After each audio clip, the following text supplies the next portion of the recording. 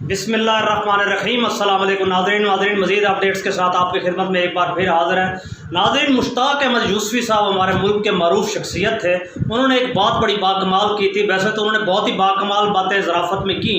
ایک بات انہوں نے کی، اگر آپ نے پاکستان کے مسائل کو سمجھنا ہے تو آپ کو الٹا لٹک کر کھڑا ہونا ہوگا، پھر آپ کو پاکستان سیدھا نظر آئے گا۔ یہی کیفیت اس وقت ہمارے پاکستان کی ہے، اس پر ابھی ہم بات کریں گے۔ ساتھ ساتھ آپ سے بات کریں گے گلگت بلتستان میں اس وقت کیا ہو رہا ہے، وہاں کون سی خون کی ہولی کھیلی جا رہی ہے، آگ کا اور بارود کا کون سا کھیل وہاں شروع ہونے جا رہا ہے، اس حوالے سے بھی بات کریں گے۔ ساتھ ساتھ بتا دیں گے آپ کو کہ پاکستان میں پاکستان زندہ باد کہنا بھی اب قابل تعزیر جرم قرار پایا ہے۔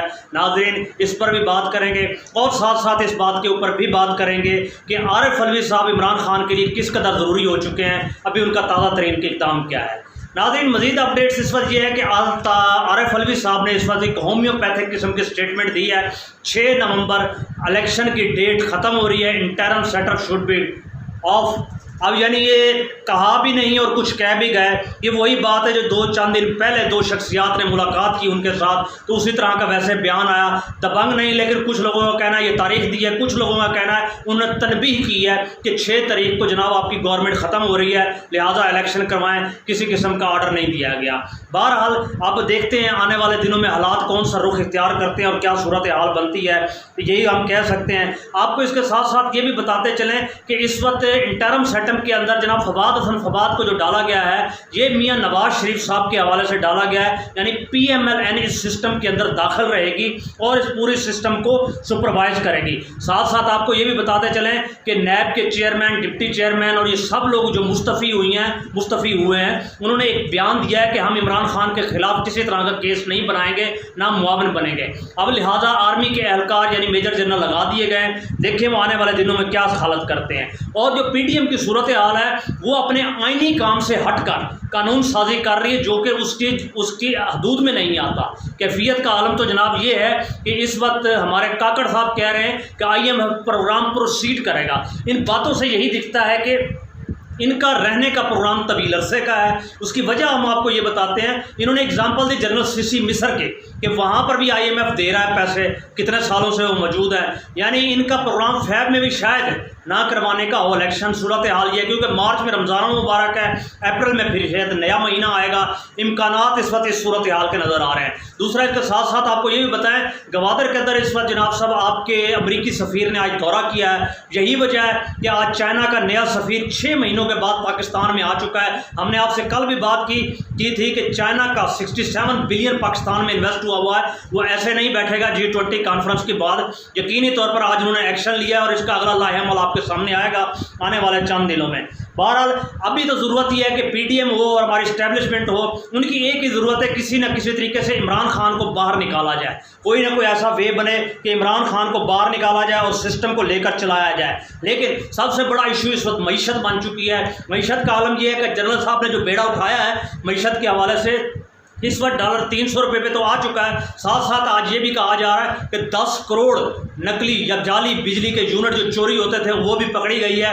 مزید بھی 1000 اور لوگوں پر شکنجہ کسنے کا پروگرام بنایا گیا ہے۔ بہرحال آنے والے دنوں میں دیکھتے ہیں، یہ اچھی چیز ہے، خوش آئند چیز ہے، پاکستان کے لیے مثبت طرز عمل ہے، ہونا چاہیے۔ اور آپ کو آگے بھی بتائیں گے کہ باریک واردات کیا ہوتی ہے، ایکچولی ان کو کیا کرنا چاہیے۔ اس کے ساتھ ساتھ آپ کو یہ بھی بتاتے چلیں کہ صورتحال تو یہ ہو چکی ہے کہ اس وقت ایک صاحب ہیں فیصل آباد کے محمد الیاس، ان کے خلاف 732/23 کے تحت ریمانڈ لیا گیا ہے۔ ان پر آپ دیکھ سکتے ہیں ڈائریکٹ فائر کیا جا رہا ہے، اور ساتھ انہوں نے کیا لکھا ہوا تھا ریمانڈ پہ جناب، بڑا مضحکہ خیز لمبا بات ہے کہ اس شخص نے پاکستان زندہ باد کا نعرہ لگایا، لہٰذا اس کا ریمانڈ دیا جائے۔ المیہ تو یہ ہے کہ اب پاکستان میں پاکستان زندہ باد کہنا بھی جرم بن چکا ہے۔ بہرحال افسوس کا مقام ہے۔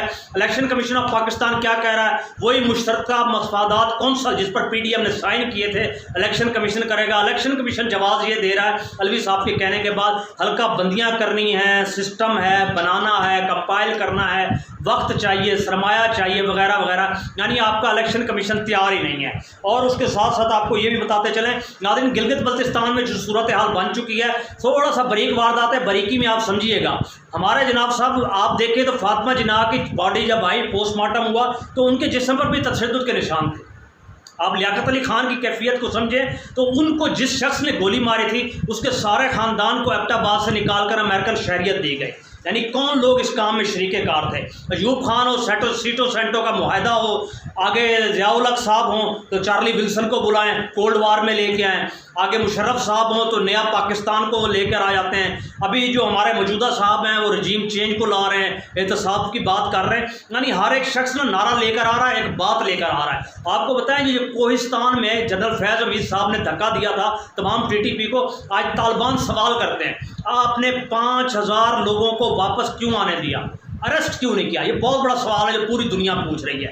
کیوں نہیں آپ نے اتنے بڑے قاتلوں کو، مجرموں کو پناہ دی، راستہ دیا، چھوڑا؟ کوہستان کی طرف کیوں چھوڑا؟ آج وہ جب کلاش کے اندر بات کرتے ہیں ہم نے چند گاؤں پر قبضہ کر لیا ہے، 90 فوجیوں کو اریسٹ کر لیا ہے اور یہ کر لیا ہے، وہ کر لیا، ہم آپ کو توڑ دیں گے، کاٹ دیں گے. آپ یہ دیکھیں کہ ادھر گوادر پہ چائنا ہے اور دوسری طرف لداخ میں بھی چائنا ہے، بیچ میں اگر وہ ہو تو ان کے سٹیکس کس طریقے سے آتے ہیں. تو یعنی یہ جنگ کو گھسیٹ کر اس سمت میں لایا جا رہا ہے گلوان ویلی کی طرف کہ تاکہ یہاں سے بات بن سکے. اب یہ انٹرنیشنل ایجنڈا بننے جا رہا ہے آنے والے دنوں میں.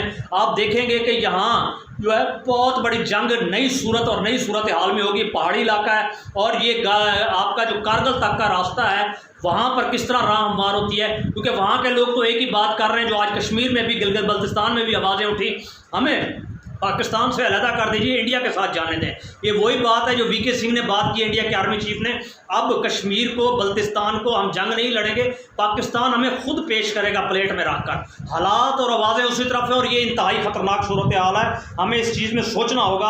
اور رجیم چینج کے جو کردار تھے بائیڈن صاحب، آپ یہ دیکھ لیں ان کے خلاف مواخذہ شروع ہو چکا ہے اس وقت، دیگر کو صورتحال ہے. اب دیکھتے ہیں کیا صورتحال بنتی ہے. لیکن آپ یہ ذہن میں رکھیے اب گلگت بلتستان میں جو خون کی ہولی اور آگ اور بارود کی شروع ہوگی یہ افغانستان کی طرح ہے، کیونکہ افغانستان میں بھی جنگی مشقیں شروع ہو چکی ہیں پاکستان کے خلاف، کیونکہ انڈیا ان کو سپورٹ دے رہا ہے. یعنی یہ پھر ایک محاذ بنایا جا رہا ہے دھیرے دھیرے کر کے.